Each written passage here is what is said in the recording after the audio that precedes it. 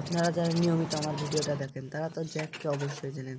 তাই আজ আমরা জ্যাকের মাংস তৈরি করবো, কারণ আমার কেমনকে ঢুকেছে। প্রথমে জ্যাকের মাংসটাকে ম্যারিনেট করে নেব। যে কিছু টক দই টই মশলা টশলা তো ম্যারিনেট করে নেব, ঠিক আছে। ম্যারিনেট করা হয়ে গেলে আর মাংসগুলোকে দিয়ে ভালো করে ফলো করে নাড়িয়ে নেবো, ঠিক আছে। আর নাড়িয়ে নেবো, দেখেন এটা পিস কেমন হবে, এরকম হবে জ্যাকের মাংসটা হবে। তারপরে ফ্রাই প্যানে তেল দিয়ে নেবো। এবার এখানে তেলটার পরিমাণ একটু কমিয়ে দেবেন, পরে ভাজার মধ্যে একটু বাড়িয়ে দিতে হবে।